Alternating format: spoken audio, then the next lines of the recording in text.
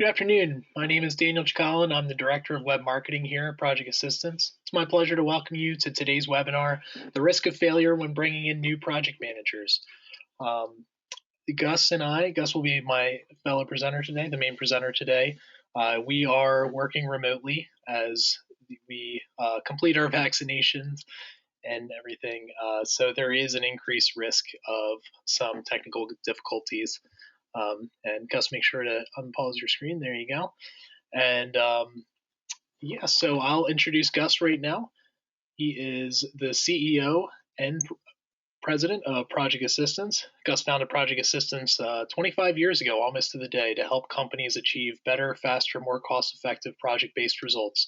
He's a recognized portfolio and project management expert who has published many popular articles and books on the subject and is frequently asked to present and teach topics of interest on project management.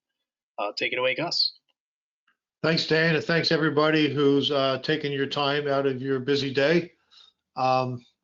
Hopefully you're coming out of the corona pandemic, and hopefully we can help you figure out how to get new project managers into your organization. So we're going to talk about that today. You know, there's a, I guess I would start with the agenda and a couple thoughts about this, why we put this webinar together. So we're going to talk, usually we do the problem and then the solution, but we're going to talk right now, take the risk and the mitigation of the risk, right? So there's a lot of challenges when project managers come in from an outside organization, whether it's a full-time hire, whether it's hourly staffing, whether it's a right to hire, you're going to convert somebody. It's not easy to have strong leaders getting up to speed very quickly. You know, the one thing we talk about, you know, with we staff a lot of project managers, and we have challenges in terms of what the environment is for the customer and how that project manager can be useful quickly, right? And the problem sometimes is, you know, with staffing, you know, it's easier to get rid of people if they're not working well. So, you know, if you hire somebody full time, especially in a bigger company, the policies to get somebody out of that position can be a little tricky. But with placements, some organizations think about it as, I would say, as a commodity, right? And my definition as a commodity is a something that you can buy that is easily replaced. And project managers are not easily placed. So we're going to talk about that today in these three areas, about the new environment, about the support, and also how project managers can get into the basis of project control. We're going to talk about 6 roles. So the first one, risk number one, is settling into a new environment, right? So when we think about the barriers, you know, being a stranger,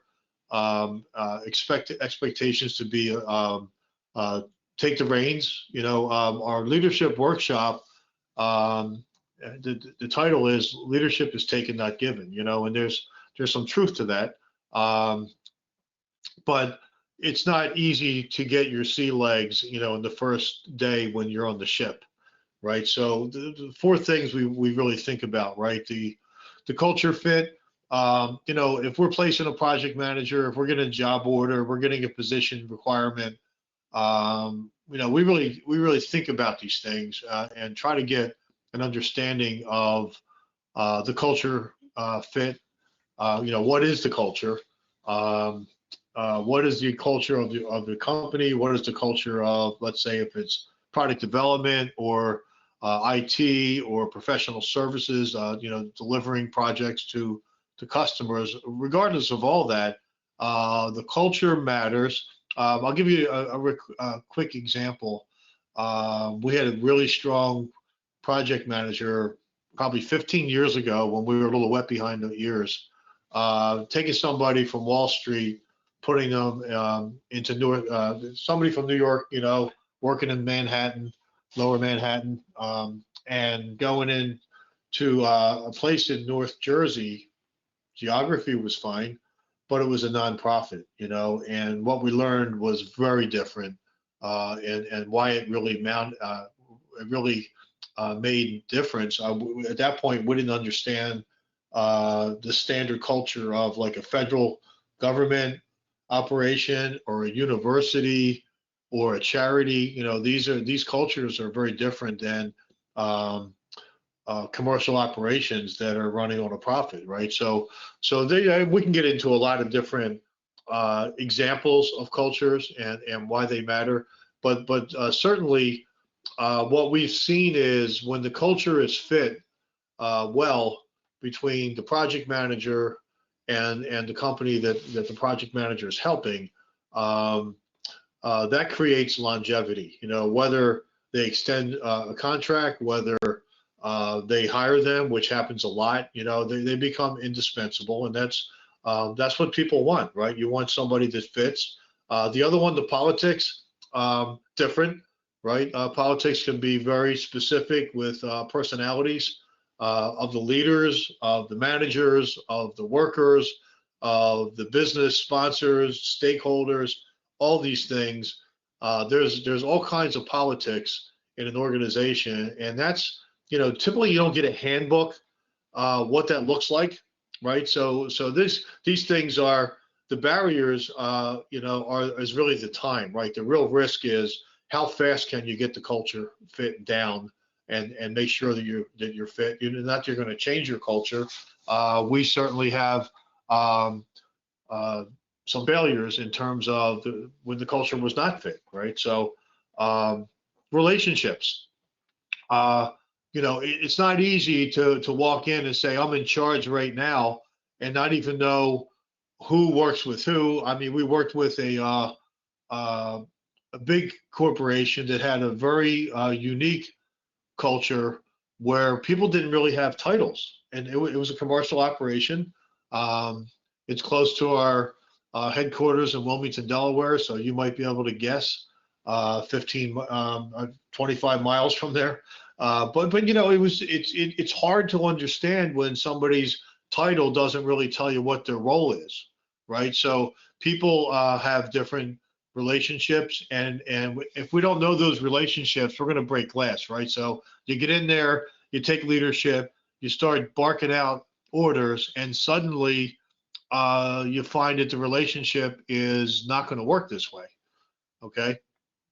The other thing is tribal knowledge. I think I say that is knowing where the skeletons are buried out in the backyard, right? I mean, when I grew up as a developer and a BA and a DBA and other positions, typically we had hybrid positions. I was a project manager, but I was expected to understand um, how the code worked, how the database was updated, how the business ran specifically. You know what I mean? In terms like my first job was Sunoco, and I couldn't believe that we had a department for pricing. It was fascinating to me.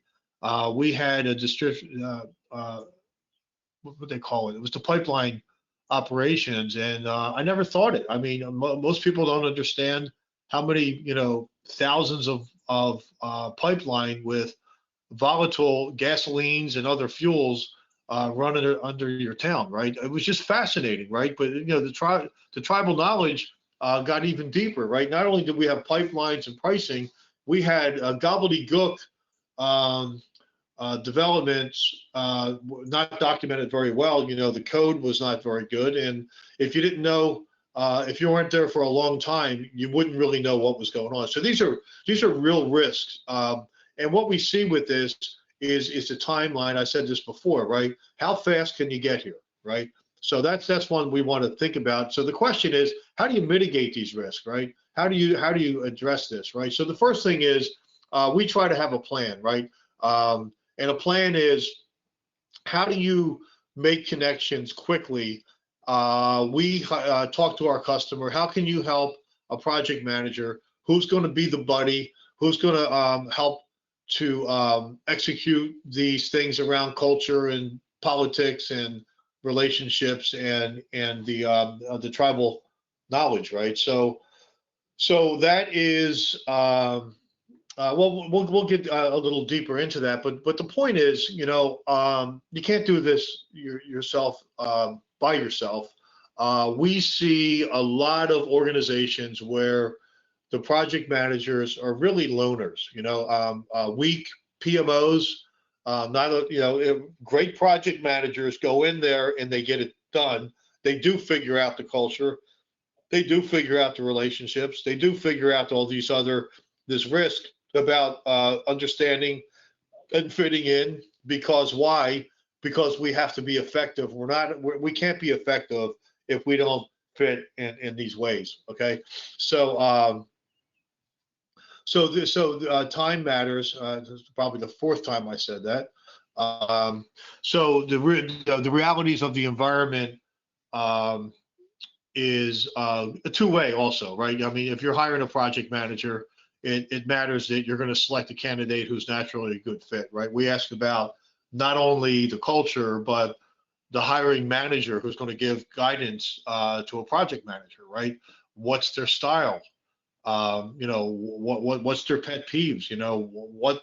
What buttons do we not want those push-ins being pushed? You know what I mean? So the thing is, we should be able to get some matching, of not only the culture but the personalities as well, right? Not just the relationships, not just these other things, but really person to person. Sometimes chemistry is not good, and that's hard to fix, So it's important that everybody understands that has to work, right? One of the things we talk about when we place project managers, I say to my team, my recruiting team, our business development team, our marketing team, I said, we're only successful unless we're in third place. And what that means is, we don't matter unless the customer is happy, the company, and the project manager is happy. And that has to be a real balance, right?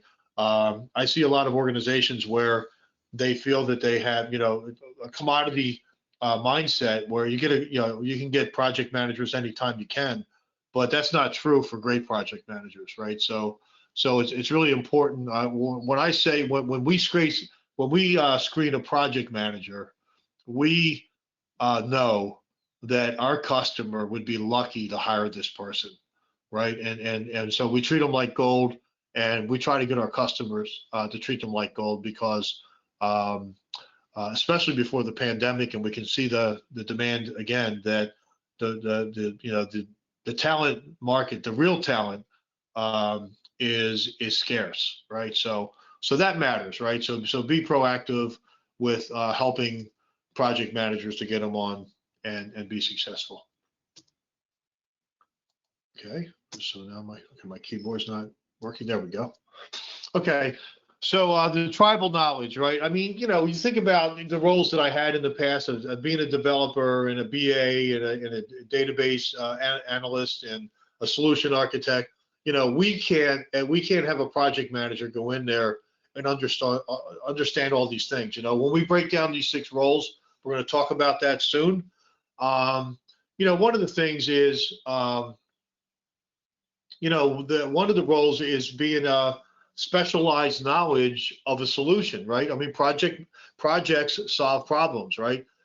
In businesses and stakeholders put money into project-based organizations to transform the future of a company, right? Our logo, not our logo, but our mantra is delivering the future into the present, right? And so we need a project manager that understands the context of what the problem is and what the solution can solve that problem. That's not easy when there's many different systems that speak to each other, or many different products if you're in product development, or different organizations if you're doing like what J&J is doing right now with the vaccine.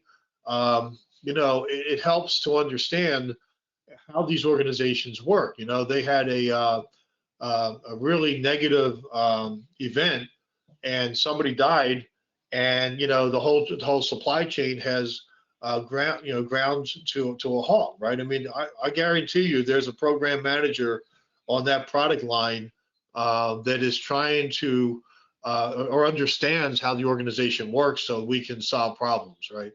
So what does that mean? We need these people, right? If we're coming into an account and we don't have the tribal knowledge and the architecture of the products or the systems, it's important to have help, right? So we would expect to get some assignments that where are your product designers, your BAs, your solution architects, your scientists, whatever these people are that are building magnificent solutions to problems. Project managers, especially from outside, ramping up fast, need some help. So mitigations, rope a dope. What do we mean by that? You know, we get a call 3 weeks, 4 weeks. Susie's not working out.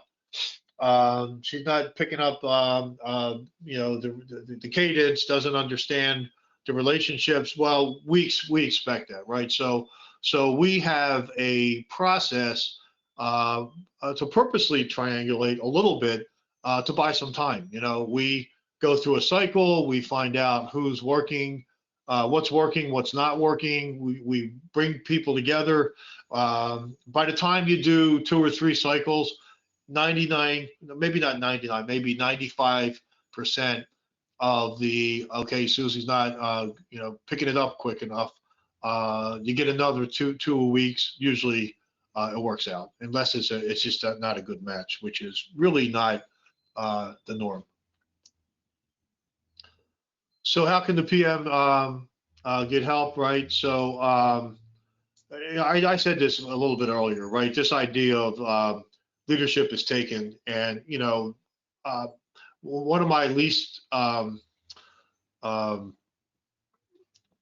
would say, a phrase or a description of a project manager is a shy project manager, right? You can get a certification from PMI to prove that you understand the theory of project management, but that doesn't that doesn't really prove that you can go into an organization and have the courage and the style to go in there and make sure that you get what you need so you can lead from the front. Okay, how can the PM can help, right? So you know, having a relationship, one of the relationships is a big one, right? Who's the sponsor of the project that you're going to run, right? So I have a recommendation in terms of how a kickoff happens and how we make relationships, how we tell them we're a trained professional, we got your back, and you know, we're just gonna I can get your project successfully done if you can help me and be aware and be available when I need you. Project managers have a lot of lack of authority. They have a good recommendations, but they can't dictate those recommendations. So we need this. That's a really a good example of a relationship, right? The second one is this whole idea of, you know, how does the organization support a project manager, right? You know, we see this in our consulting practice when we're, you know, working with a PMO. Anything you change around the people and their skills, the processes, the technologies and tools, and the governance of the PMO and the supporting organizations that make a project manager successful, what we see is these things don't match very well. That picture, as the gears, as they are engaged, they have to be in harmony, right? So there's a lot of dysfunctional PMOs. They're moving forward, but they're not there yet. So the real question is, you know, how do all 3 parties, the project manager, the company that's hiring this project manager, and the recruiter who brought this person on, has to have some kind of a plan to support the project manager, have communications, be on top of things, and be proactive about it, right? So So, I mean, this whole thing about the timing, if you think about going into this integrated skills, people, process, and technology with an over sight of this whole thing, it takes time. I mean, this is a methodology we use on the consulting side to do, a gap analysis, see what the current state is, what's the future state is, what are you going to implement, how do you integrate people, process, technology, how does the PMO get the authority, how does it really help a project manager, right, and really make adoption. I mean, these kinds of cycles are not measured in days and weeks. It's months, quarters, and years, right? So, so we can't wait for your project to have the right support to a project manager. So the question is, how do you DIY, do it yourself, right? How do we help a project manager to feel supported at least for that project?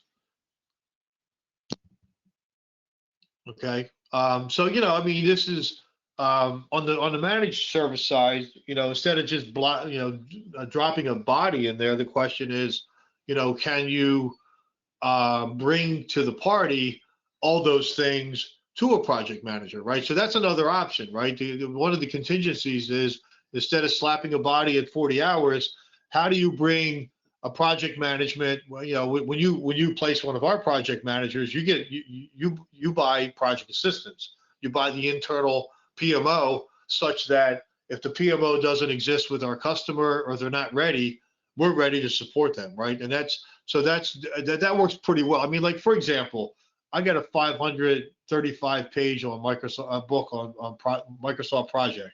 You got project out there, somebody's struggling with it, the company's struggling with it. We put a scheduler in there and we fix it, right? So that's real support, and we're going to get to that really soon, because we got 6 minutes here, 7 minutes, talking about these 6 roles. A project manager is that position is comprised of a lot of roles, and it's hard to get a project manager that can do all 6 roles efficiently and have the time to do it, right? So that's a very special talent, and we can't expect that for every project manager to have that capabilities, right? So I'm not going to get deep into this. This is just showing what happens if we have a backroom service. If you break down the roles and you show how project managers can be supported, project managers will be more effective when they have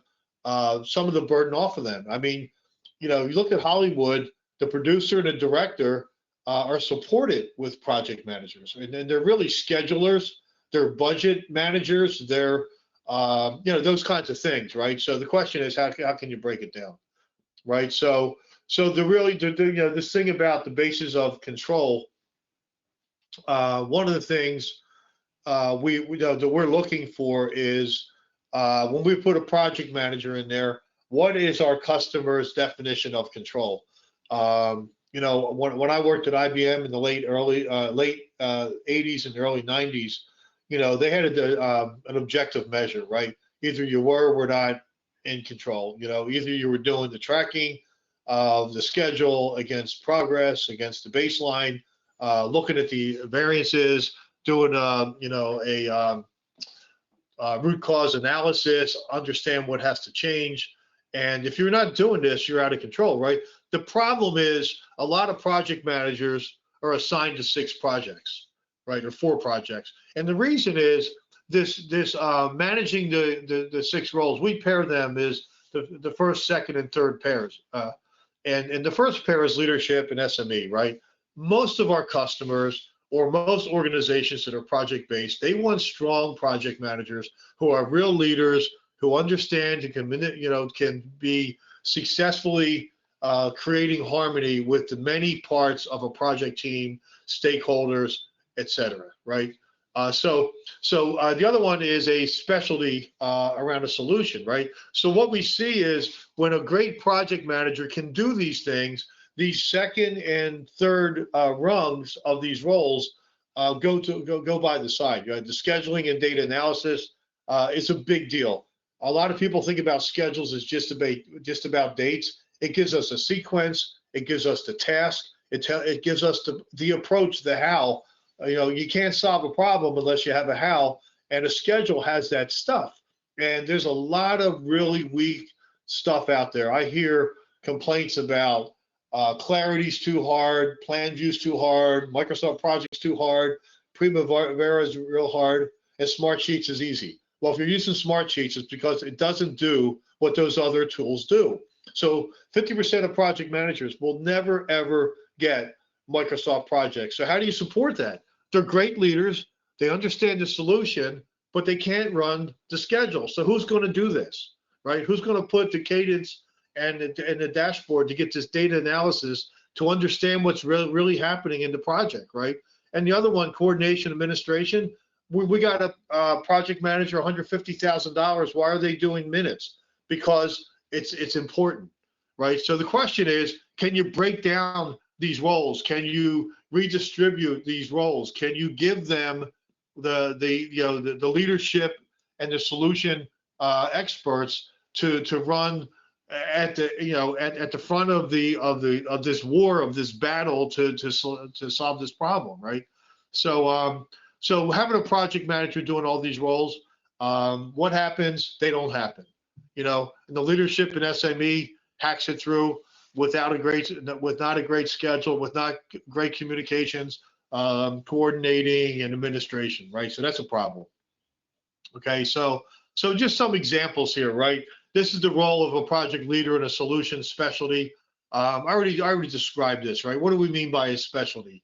A project manager is working in drug development with clinical development. It has to understand the concept of the disease, of maybe a specialty around just for one of the disease categories, like neurology, right? So that's what we mean by that, right? A strong leader, the definitions of a strong leader, who has the courage, who has the capabilities, who has the skills.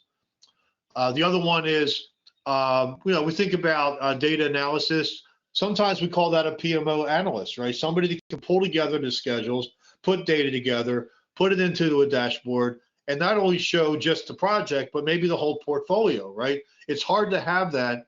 That picture there is sort of an example, right? A simple example.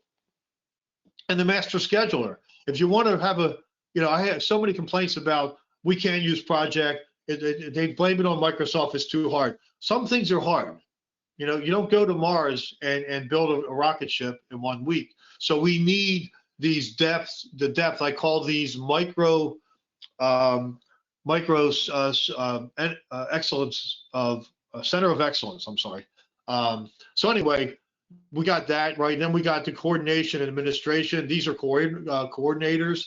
They are administrators. These roles are very good. Now, yeah, you're breaking away some of the responsibility to the project manager, but done well is very effective, right? So that's kind of the story for today. We see this these three risks and these mitigations around these risks when done well, makes good harmony for a project manager, a great project manager that can be